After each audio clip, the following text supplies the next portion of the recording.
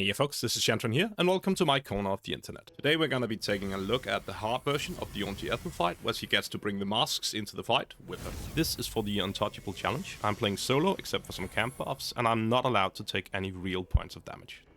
Okay, so here we go. First thing, I've got sea invisibility from Volo's Eye, that's why you can see Ethel.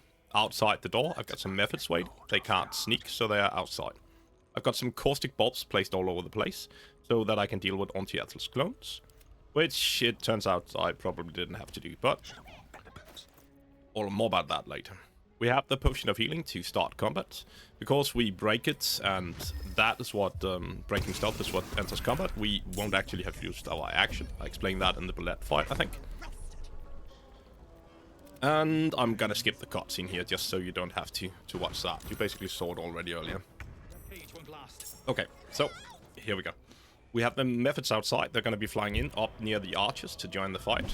Near the archers so that they can give disadvantage to him if he needs to shoot. And also they can move away without getting an attack of opportunity or something like that. None of them acted together with me, which is a little sad. It's also not too big of a chance, so we can do the potion of speed on me and shovel here. But there's a better option that I'm going to go for. Because there's only one person between me and the Mephits. If we kill that person, we are going to be able to act together for the rest of the fight, which is really the ideal situation. So let's try with that. I start with bonus action to see how much damage I deal. So I can calculate which arrow I should use for the second one. And we're gonna go with an arrow of Broodmother to deal a little bit of extra damage. 80% chance is not ideal, but still fine. He dies, and now we are in the great position of everyone acting together.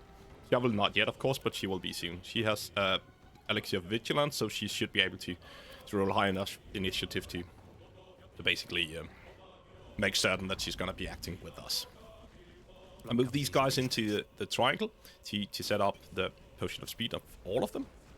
Just a little bit of fiddling, and you could technically set them up in a nice square if you want to fiddle a lot with. I think that works with the Mephit as well. It works with usual party companions at least. I can't get shovel in on it here easily, so we're just gonna ignore that part and break the potion of speed. We don't want to use too much fiddly time. I wonder if this is worth the cost. Now we're actually ready to get into some of the real fighting. I didn't intend on shooting the archer from the beginning because I'm immune to frightened anyway, and his damage isn't that high.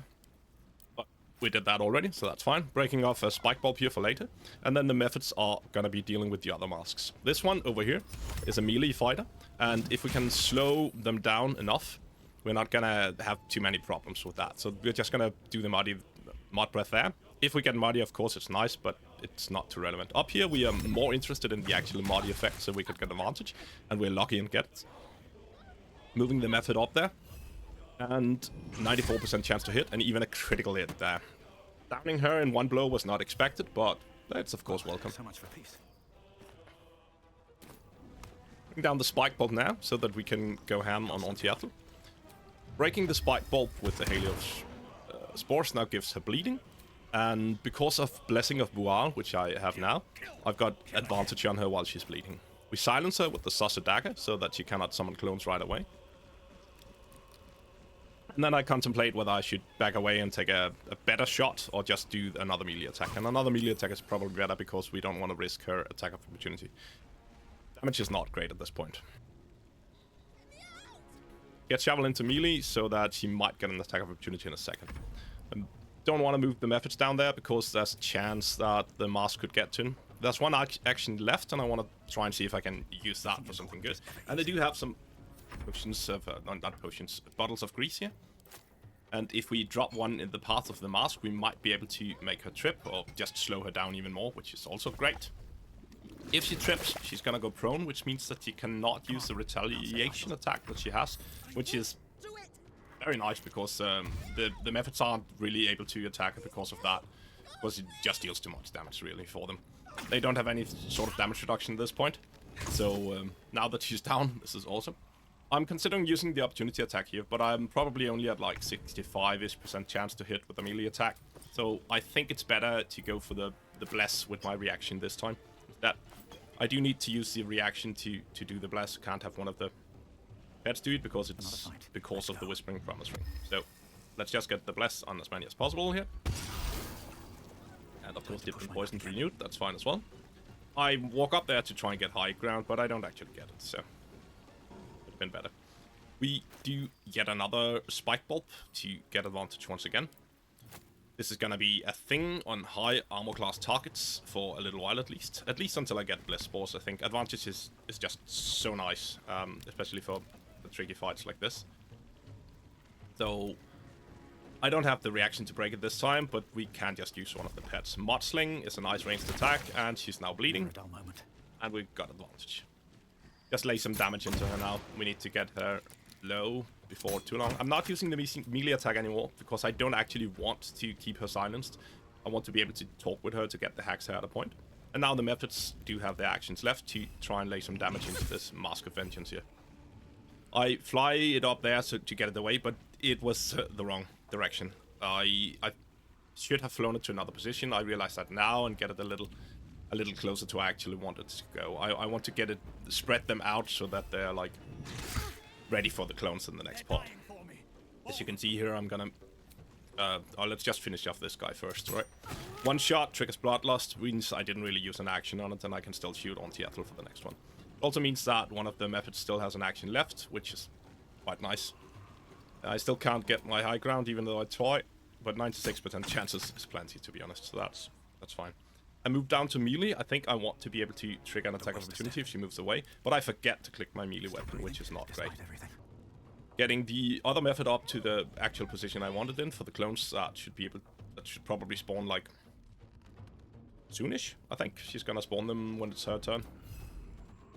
He won't be silenced anymore because it falls off at like the beginning of her turn, and she should be able to summon her clones. So I wanted to have spread my pets around at this point. The Mephit that's standing up here near Sinthar was supposed to be down like at the lower bridge, so that it could handle whatever spawned down there. I'm of course expecting the hack clones to spawn all over the place. That mask up there just keeps making his saving throws, which is really nice. He runs over there, throws some fire, and there we go with the clones. But they spawn in a weird position. I've seen this happen once before in one of my tactician practices. And I now, at this point, I think that every single clone / Auntie Ethel is down there. The shovel bait there was just to get the attack opportunity on someone who doesn't...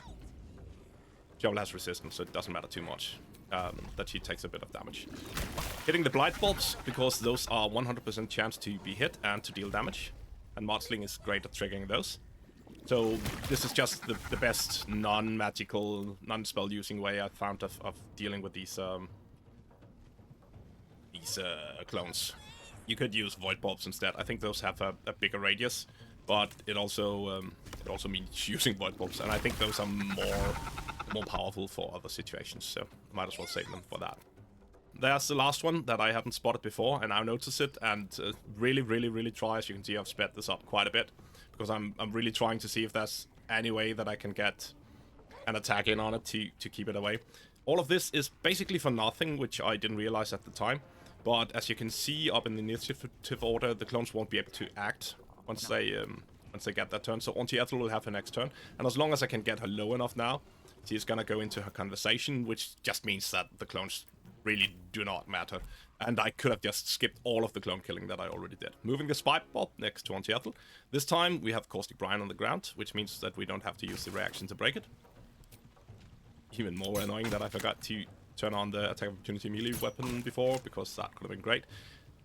He's too low now for me to risk doing a main hand attack action. I could have moved in to do like a melee attack for a little bit less damage, but it's still not too risky. So I'm just de-equipping some items and taking my shot. At this point I would only kill her if I critted, so that's fine. I think we are still considering whether or not I could do something up here. As you can see, I tried before to set up like a chain reaction, but I couldn't reach to do the second light bulb. This guy as well has an action. If we had been able to get close enough to mudfling on one of them, it might have been a thing, but we can't really. So can't even catch my breath. Just skip our turns. Yeah, I'm still trying. And in a second I'm gonna realize that it's just not gonna work, and we go on. Once again, successful saving throw. She's really doing well. Unfortunate we can't save her. Wait just a tick. So this conversation has been sped up to 150%, but it still actually sounds quite normal. So. It's unpleasant. So how about we be civilized about this, hmm? I have something you want. I knew I liked you, dearie. Let me leave with the girl, and I'll give you power. You want to be stronger, tougher, smarter? Done. Anything is possible. Probably talking Just very slowly, let usually. me keep the girl This is fine. and her I'm beef. playing an evil Dark It's your Urge, choice, and sweetness. we want the Hag's Hair here. But she's defeated, and we might as well take the Intimidation option because it makes us feel better. I'm not gonna use Guidance because that's a spell, and that would trigger her legendary action. And I believe that that would cause the combat to go on. I think I read something about that at the point, so we're not gonna do that. I'll not soon forget this sweetness. You have my word. But the deal? What about my husband? What happens to him? Deal's off, you dumb cow. And you've him to thank for it. Not that it matters. I'll find another just as plump and ripe. I can set up shop elsewhere. People always need lotions and potions. Really is a sweetie, right? Oh, don't act like you won't miss me. Bye-bye, Petal. Good. We still have a bit of the fight left. There's still one of the masks left. Unfortunately, we can't save her since we're making the deal with Auntie Ethel. You can save her if you don't.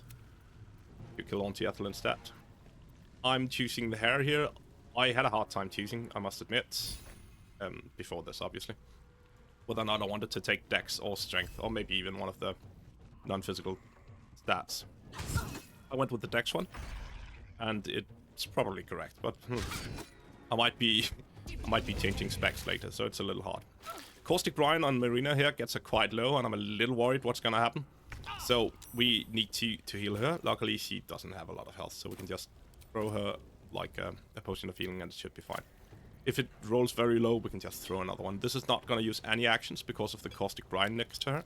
Just gonna move it into the surface, and the surface is gonna do the work for us. And there we go. She's at full health again, and we can concentrate on the mask.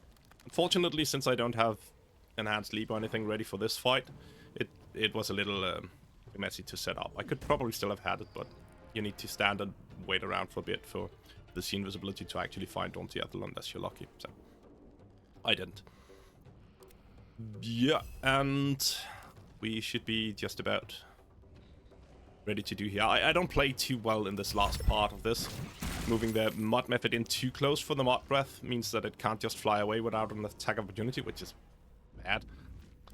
This time we get the Muddy, which is nice for the advantage on it. I can't get Synthar close enough, unfortunately, and I am gonna have to just dash here to get as close to as possible and be ready for the next round if that gets relevant. Still, you can't even Halo, and I don't want to spell the Bobs, it's not gonna deal enough damage anyways. Get Shovel in there, deal a bit of damage, and now I've put my pets in a very bad position because she's gonna be using her Curse of Regret, of course, and it has an AoE effect. That is a little better than I thought. I noticed one thing here, that I'm burning, and that I'm at 3 temporary hit points, so I definitely need to clear the burning. Good thing that I noticed it, because that would have been a silly way to die, just because I figure that the fight is basically over at this point. Concentration is the thing. We get the Curse of Regret, but luckily they make the attack opportunities, which clears the curse right away because of damage. Marina's still alive, and everything is great. So, thank you for joining, if you have been. I've been Shanton, and you've most definitely been awesome. Don't forget to do the YouTube stuff, and bye-bye.